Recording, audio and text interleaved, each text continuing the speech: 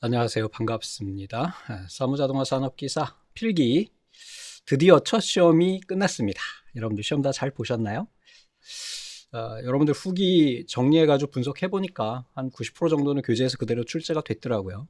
아쉽게도 이제 예상 문제에서 3과목의 내용들이 조금 미흡한 부분이 있어가지고 그 부분들은 바로 오늘 풀어보는 이 문제를 베이스로 살펴보시면 됩니다. 또 그렇다고 해서 프로그래밍 언어가 뭐 정보처리 산업기사나 정보처리 기사처럼 어렵게 출제된 것도 아니고 과거에 이제 사무자동화 산업기사 필기에 C 언어가 출제가 많이 됐었거든요. 보통 한 2문제, 3문제가 출제가 됐는데 파이썬으로 많이 가는 것 같아요. 그건 나중에 뒤에 과목에서 말씀드리도록 하고, 우선은 사무자동화 시스템 같은 경우는 기존 기출문제 1과목, 2과목 이렇게 보셨다 그러면 크게 문제없이 풀으셨을 거라고 생각이 됩니다.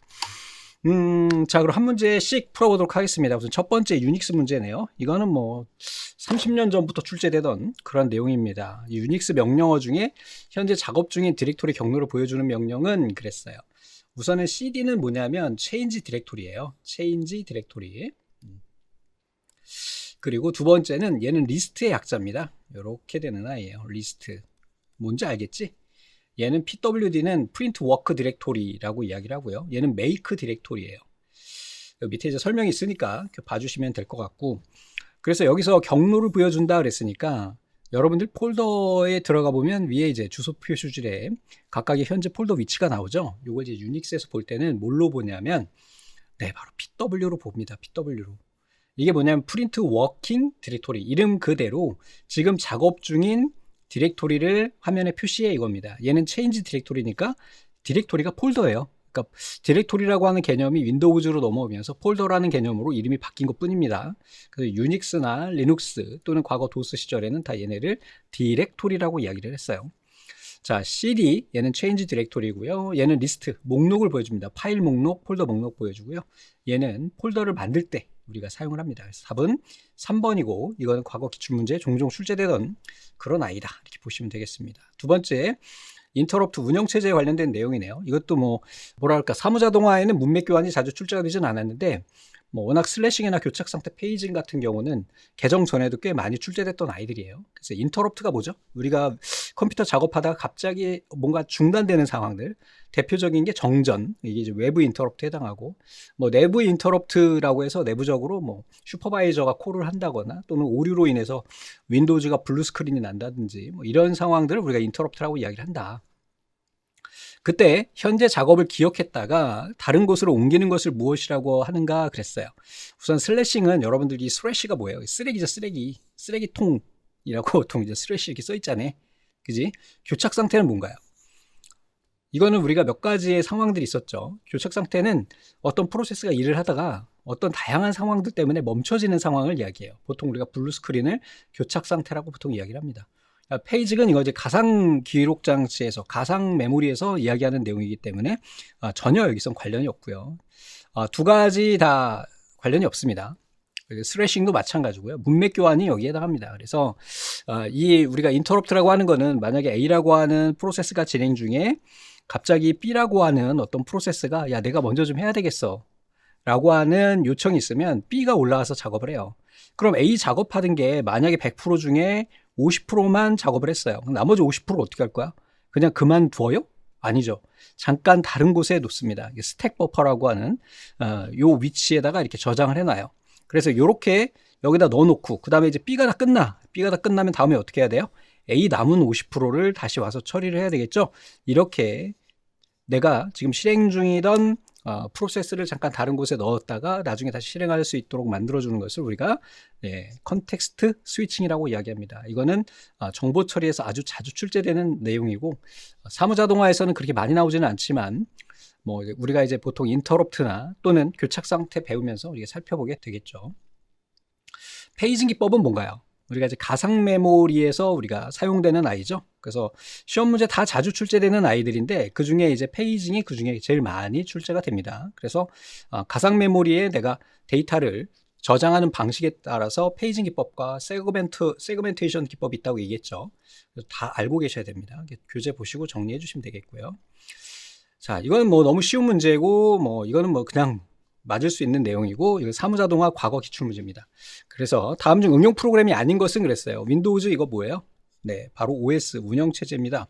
스프레드시트, 워드 프로세스, DBMS 얘네 모두 다 응용 프로그램에 해당해요. 그래서 맨 처음에 이게 제 기억에 한 10몇 년 전에 처음 출제가 됐는데 DBMS에 대한 논란이 좀 있었어요. 왜 그랬냐면 DBMS가 이게 어떻게 보면 시스템 운영체제거든. 왜 데이터베이스를 관리하는 거니까. 그래서 약간 혼란스러워서 이게 이중답 아니냐 막 그때 예전에는 이 큐니스에서 시험 내면은 막 소송하고 그랬어요. 난리 났었지. 왜냐하면 당시에는 공무원 가산점에 이게 들어갔었기 때문에 이 한 문제로 떨어지고 붙는 거에 따라서 우리가 공무원에 붙거나 떨어질 수 있기 때문에 요즘에 그렇게 공무원 인기가 없기 때문에 뭐 큰 거시기는 없지만 그땐 그랬다고. 그래서 요 DBMS도 마찬가지로 우리 큰 범위 내에서는 응용 프로그램이라고 봅니다. 되셨죠? 이건 너무 쉬운 거니까. 스프레드시트가 뭐예요? 엑셀이고 워드 프로세스가 뭐예요?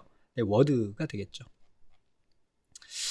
자, 교착 상태 이어서 나왔네요. 앞에 우리 교착 상태 보기 있었는데 네 가지 조건이 있었죠. 뭐가 있었을까요? 네, 상호 배제, 점유화되기, 선점, 환영되기인데 이거는 뭐 100% 출제되는 아이였습니다. 이거는 그냥 뭐 언제나 출제되는 그런 아이가 되겠죠. 뭐예요? 네, 비선점이죠. 그래서 여기 나오는 3번이 선점이 아니라 비선점이 되어야 합니다. 비선점이 되어야 한다. 그래서 교착 상태라고 하는 게 어떤 거라고 그랬어요? 우리가 예를 들어서 4차선 도로가 이렇게 있을 경우에 차들이 이렇게 왔다 갔다 하는데 정 가운데 교차로에서 사고가 난 거야. 그러면 이쪽으로도 못 가고요. 이쪽으로도 못 가고요. 이쪽으로도 못 가고요. 이쪽으로도 못 가죠. 이 상황을 우리가 교착 상태라고 이야기를 합니다. 이때 얘네를 발생하는 조건인 거예요. 그러니까 상호 배제는 서로 안 가려고 그래. 왜? 여기에 똥이 하나 떨어져 있는 거야. 서로 안 밟으려고 안 가는 거야. 이런 상태가 바로 상호 배제고, 점유화 대기는 어떤 미친 X가 가운데다 차를 딱 박아놓고 여기서 시위를 하고 있는 거야. 이게 바로 점유화 대기가 됩니다. 그 다음에 이제 환영 대기 같은 경우는 이게 회전교차로라고 하자고, 회전교차로. 근데 회전교차로인데 빙빙빙 돌다가 출구를 못 찾는 거지. 이게 이제 환영 대기가 됩니다. 그러니까 선점은 뭐냐? 여기서 우리가 이제 선점과 비선점에 대한 구분을 여러분들이 많이 헷갈려 하시는데, 이 선점의 영어가 여기 써 있네요. 프리엠션이에요. 프리엠션. 얘는 강제로 뺏을 수 있는 겁니다. 강제로 뺏을 수 있는 거예요. 그래서 예를 들어서 어떤 놈이 여기다 똥을 싸놨어요. 그러면 빨리 와가지고 똥을 치워야 할 거 아니야? 맞습니까? 근데 똥을 안 치우고 그대로 놔두는 거, 치울 수 없는 거지. 그 누구도 똥을 건들고 싶지 않아. 그런 상황을 우리가 뭐라고 이야기하냐면은 바로 비선점이라고 이야기합니다. 빠르게 똥을 치울 거다. 그럼 그때는 선점이 되는 거예요. 이렇게 얘기하면 이해가 좀 어렵고, 보통은 이제 제가 항상 하는 얘기가 뭐냐, 선점과 비선점에서 화장실이 있는데, 이렇게 화장실이 있는데 여기에 일진 아이가 들어있어요. 그 바깥에는 좀 힘이 없는 아이야. 근데 얘를 좀 골탕 먹이려고 똥뚜껑에서 안 나오는 상태를 바로 뭐라고 이야기하냐면 비선점이라고 이야기합니다. 근데 친한 친구끼리는 어때요? 바깥에 있는 친구가 야, 똥 마려 이 새끼야, 그러고 문 열고 발로 뻥 차버리죠. 맞죠? 이게 바로 선점인 겁니다. 아시겠죠? 안에 있는 누군가를 걷어내고, 즉 프로세스가 만약에 멈췄을 경우에 걔를 걷어내고 할 수 있는 게 선점이에요. 근데 여기서 뭐라 그랬어? 발생 조건이잖아요. 그리고 주의해서 봐주시면 되겠습니다. 헷갈리시면 안 돼요. 자, 방대한 양의 데이터를 행렬로 구분해서 요약 분석해서 만들어낸 스프레드시트의 데이터 분석 시각화 기능을 우리 피벗 테이블이라고 이야기를 합니다. 얘가 이제 시나리오라고도 할 수 있고, 뭐 이렇게 헷갈릴 수도 있긴 한데, 우선 매크로는 이거 자동화 기능이기 때문에 전혀 관련이 없고, 시나리오는 쇼핑몰에서 A라고 하는 상품을 500원으로 올렸을 때, 현재는 1000원인 거야. 500원으로 내리는 거지. 또는 1500원으로 올렸을 때, 이때 각각 우리 쇼핑몰의 매출 추이는 어떻게 될 것인가에 대한 어떤 예측 값을 찾을 때 사용합니다. 이 피벗 테이블은 어떻게 하냐면, 이 피벗이 영어로 뭐라고 하냐면 이렇게 이야기를 해요. 피벗을 여러분들 사전 찾아보시면은 각을 회전하다라고 하는 의미가 있어요. 그러니까 우리가 일반적인 표는 이렇게 가로로 돼 있잖아요. 맞습니까? 엑셀 표가 이렇게 돼 있잖아요. 근데 얘네를 이 녀석은 가로에다 배치하고요. 이렇게 거꾸로 이 녀석은 세로라고 해야 되나? 반대로 됐다. 위쪽에 이렇게 가로로 표시하고 얘는 세로로 표시하고 이 녀석은 여기 값에다가 표시를 해가지고 얘네에 대한 크로스되는 값의 통계치를 쉽게 계산할 수 있습니다. 그래서 요즘에 최근에 이제 한참 많이 나오고 있는 아이가 바로 이 피벗 테이블을 이용한 데이터 분석 시각화예요. 나중에 이제 여러분들 사무자동화에서는 여기까지 나오지는 않죠. 이제 피벗 테이블 만드는 것까지만 나오는데 이 피벗 테이블 만들어서 시각화하고 대시보드 만들고 이런 게 한참 엑셀을 이용한 초고급 수준에 해당합니다. 그래서 이렇게 피벗 테이블이라고 하는 건 뭐다? 바로 각을 이렇게 틀어가면서 데이터를 요약 분석하는 기능이다. 그래서 우리가 실기 시험에 이제 피벗 테이블이 나오게 됐다. 이렇게 기억하시면 되겠습니다. 부분합도 데이터 분석 기능이긴 한데 얘는 각각 그룹별로 합계나 개수, 최대, 최소값을 계산할 수 있는 그런 아이가 돼요. 자, 엑셀에서 썸 프로덕트, 이게 좀 난해했을 수 있겠어요. 썸 프로덕트 함수는 뭐냐면 이름 그대로 썸은 합계고요, 프로덕트는 곱하기예요. 곱하기하고 더하기 같이 있는 건데 얘는 어떤 역할을 하냐면은 여기에 1, 2, 3, 4, 5, 6 있잖아요. 그러면 여기에 1, 2, 3 이렇게 배열, 이걸 상수라고 이야기를 하는데 배열 상수가 이렇게 두 개가 있는 거예요. 그래서 얘는 4, 5, 6 이렇게 있는 거예요. 어떤 거냐면 각각의 배열 또는 이제 우리 수학에서 행렬이라고 이야기하죠. 얘랑 얘랑 곱하고요. 얘랑 얘랑 곱하고 얘랑 얘랑 곱해요. 그러면 얘랑 얘랑 곱하는 게 뭐가 나올까요? 4가 나오죠. 그 다음에 얘랑 얘랑 곱하면 얼마가 나올까요? 10이 나오죠. 얘랑 얘랑 곱하면 3, 6, 18 이렇게 되겠죠. 그 다음에 얘가 지금 뭐예요? 프로덕트를 한 상태죠. 곱하기 한 상태고 얘네 합계를 계산하는 거예요. 그러니까 얘랑 얘랑 더하면 얼마 나오나요? 14에다가 18 더하면은 얘가 2가 되고 하나 올라가서 32가 답이 되겠네요. 되셨죠?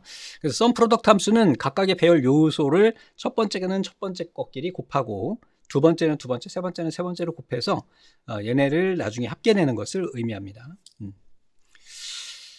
자, 이게 사무자동화가 좋은 게 뭐냐면 거말 같은 경우는 다음에 썸 프로덕트가 안 나올 거예요 이렇게 말씀드릴 수 있거든요. 근데 사무자동화는 그냥 똑같이 나와요. 큐넷에서는 그렇게 많이 문제를 만들지 않습니다. 그래서 여기에 지금 제가 언급하는 문제들은 꼭 완벽하게 숙지를 하고 계시면 다음 시험에 50점은 맞는다. 아시겠죠? 나머지는 여러분들 절대적보 이론 부분을 살펴보시면 되겠습니다. 자, 엑셀에서 셀을 절대 참조로 사용하는 거, 이건 교재 있죠. 그래서 이게 달러, 이게 되죠. 이거 뭐 나머지는 뭐 따로 말씀드리지 않겠습니다. 이거 그냥 외우셔야 되는 거니까. 그래서 보통은 우리가 F4키를 누르면 이렇게 사용이 됩니다. 나중에 이제 실기에 가시면은 그대로 배우시게 될 거예요. 자, 이것도 뭐 전통적으로 뭐 30년 전부터 계속 출제되던 아이죠. 관계형 데이터베이스에서 속성이 가질 수 있는 값들의 집합이다 그랬어요. 우리가 관계형 데이터베이스는 표로 표현합니다. 이렇게 표로 표현을 하죠. 속성이라고 하는 건 뭐죠? 바로 여기에 있는 필드예요. 예를 들어서 얘기가 학번이다, 이름이다, 뭐 주소다 이렇게 있으면 얘네 하나를 우리가 속성이라고 이야기를 합니다. 되셨죠? 그러면 이 속성이 가질 수 있는, 즉 학번이 가질 수 있는 값들의 집합을 뭐라고 해요? 도메인이죠. 이거는 뭐 빠지지 않고 나오는 아이였으니까. 그러면 여기에서 밑에 있는 얘네 행들 있죠. 뭐 1번에 이시구, 주소는 서울이야. 뭐 2번에 뭐 간시고, 얘는 부산이야. 이렇게 각각 하나하나 그 행들을 뭐라고 이야기하냐면 바로 튜플이라고 이야기를 합니다. 그리고 릴레이션은 바로 이렇게 표로 그려진 이 녀석을 릴레이션이라고 이야기하고, 스키마는 바로 필드의 구성 있죠. 위에 있는 이 속성들의 조합 구조를 우리 스키마라고 이야기를 합니다. 되셨죠? 데이터베이스의 기본키가 가져야 할 대표적인 것은 뭐예요? 네, 식별성입니다. 식별성. 기본키라고 하는 것은 중복되거나 공백이면 안 돼요. 값이 없으면 안 돼. 이게 무슨 제약 조건이에요? 바로 개체 무결성 제약 조건이 되겠죠. 아주 자주 출제되는 아이입니다. 이것도 뭐 30년 전부터 계속 나오던 문제고, 그러니까 처음에는 이렇게 시험이 개정이 되면은요, 그 과거에 나왔던 문제들을 꽤 많이 내요. 그러다가 이게 이제 올해 있죠. 2026년도에는 이 정도 수준에서 나오게 되는데 회마다 새로운 문제가 추가가 됩니다. 하나씩 들어가요. 새로운 문제들이. 왜냐하면 과거에 공부했던 분들을 위한 배려 차원에서 나오는 겁니다. 그러나 지금 우리가 보고 있는 이런 스키마 3단계나 이 기본키, 데이터베이스의 기본키, 뭐 스키마, 튜플, 도메인, 이거는 그냥 다음에도 계속 출제될 거예요. 왜냐하면 데이터베이스에 대한 출제 범위가 굉장히 일과목에 넓기 때문에 얘네들은 계속해서 출제가 될 겁니다. 특히 SQL 쪽은 뭐 빠지지 않고 출제가 될 거고. 자, 데이터베이스의 스키마 3단계 특징 중에서 스키마 구조에 속하지 않는 건 그랬어요. 우리 스키마 구조에는 어떤 게 있나요? 내외계라고 보통 이야기를 하죠. 이렇게 이야기를 하고, 구조적으로 본다 그러면은 사용자 측면에 있는 게 바로 외부 스키마가 돼요. 그 다음에 중간에 뭐가 있어요? 개념 스키마가 있겠죠. 그 안쪽에 이제 내부 스키마가 있는 겁니다. 그래서 얘가 개념 스키마가 결국은 우리가 일반적인 스키마라고 이야기를 하는 구조, 이런 걸 의미하는 거고, 내부 스키마는 실제 데이터를 어떻게 레코드 단위로 저장할지를 결정하는 부분이 되겠죠. 내외계 기억하셔야 됩니다. 관계 스키마 없어요. 이건 뭐 30년 전부터 나오던 거, 이건 50년 전부터 구라야 무슨 50년이야. 사무자도가 생긴 거 언젠데. 자, 이것도 40년 전부터 출제돼. 네. 그러니까 이거 빠지지 말고 기억하시라는 얘기입니다. 자, 트랜잭션의 어시드예요. 트랜잭션의 제약 조건 4가지가 있거든요. 걔네를 우리가 뭐라고 하냐면 어시드라고 이야기를 해요. 첫 번째 원자성이에요. 중복된 값이 들어가면 안 된다는 거지. 또 일관돼야 돼.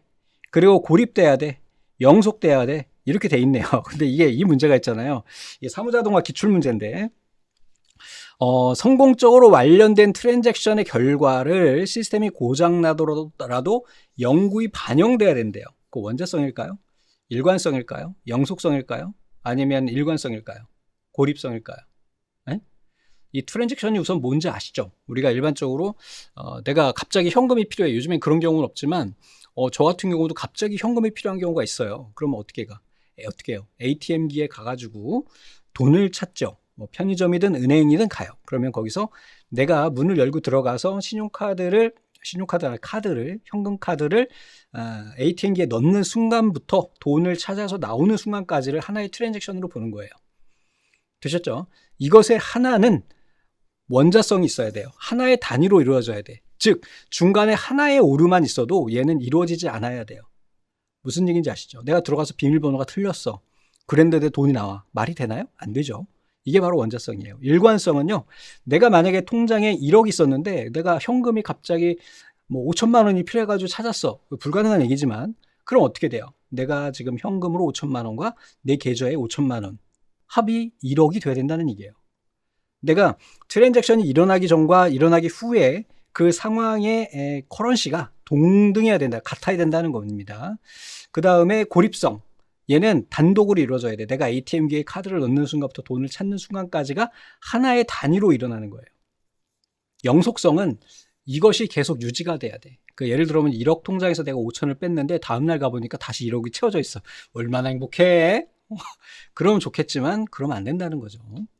이게 바로 영속성입니다. 그래서 바로 답은 4번이 되겠죠. 뭐 쉬운 문제네요. 자, 학생 데이터가 3개인 스튜던트 테이블에서 SQL문 사무자동에서 이렇게 쉽게 안 나옵니다. 이거는 그냥 준 문제죠. SQL문의 실행 결과의 투플수는 그랬어요. 투플이 뭐라고요? 행의 개수라 그랬어요. 데이터가 3개래. 행이 3개래. 투플수는 몇 개야? 3개지 뭘. 학생 테이블에 총 3개의 데이터가 들어있는 거예요. 이렇게 있을 때 여기 학번이라고 하고 여기 이름이라고 하자고. 1번에 이씨, 2번에 신씨, 3번에 홍씨 이렇게 있다고 치자고요. 얘네 없는 거예요. 이때 튜플수는 우리가 뭐라 했어요? 얘네 개수, 행의 개수, 그죠? 각각의 행이지. 행의 개수가 몇이야? 3이죠. 그리고 여기 보시면 이제 count asterisk라고 하는 것이 뭐예요? 바로 이 전체 레코드의 수, 튜플의 수를 계산하는 겁니다. 어디에서? 스튜던트 테이블에서. 이 셀렉트문은 무조건 출제가 됩니다. 이렇게 쉽게 나오진 않고요. 마찬가지 13번도 아주 자주 출제되지는 않지만 기본으로 우리가 알고 있는 그런 아이가 되겠죠. 자, SQL 조건식에서 이름이 김으로 시작하고 3글자래요. 글자 수를 제한하는 건데 우리가 이제 엑셀과 액세스에서 사용하는 만능 문자가 좀 달라요. 그래서 일반적으로 우리가 이제 에스터리스크라고 하는 이런 아이와 보통 물음표로 이제 우리가 엑셀에서 많이 사용을 하는데 액세스에서는 얘 대신에 뭘 쓰냐면 %를 쓰고요. 얘는 언더바를 씁니다. 이것만 기억하시면 돼요. 그래서 얘 같은 경우는 뭐냐면은 앞뒤로 김이 포함되는 아이예요. 나중에 액세스에 가시면 에스터리스크를 씁니다. 그래서 여기에서는 우리가 SQL이니까 이렇게 보셔야 돼요. 그래서 어쨌거나 저쨌거나 김이 포함되는, 김으로 시작하거나 김으로 끝나도 마찬가지예요. 글자 수에 제한 없이 김을 찾는 거예요. 답은 2번이 되겠네요. 언더바 2개 주면은 글자 수를 제한할 수가 있어요. 김 에스터리스크 이렇게 하면 김으로 시작하는 모든이고요. 얘는 김만 찾아요. 이렇게 된다라는 거 기억하시고요. 자, 요거는 이제 정보처리, 사무자동화에서는 잘 안 나오고 정보처리 산업기사 문제인데 SQL에서 데이터베이스의 테이블의 결과를 합칠 때 중복된 값을 제거하고 합치는 것. 얘네를 우리가 뭐라고 하냐면 유니언이라고 이야기합니다.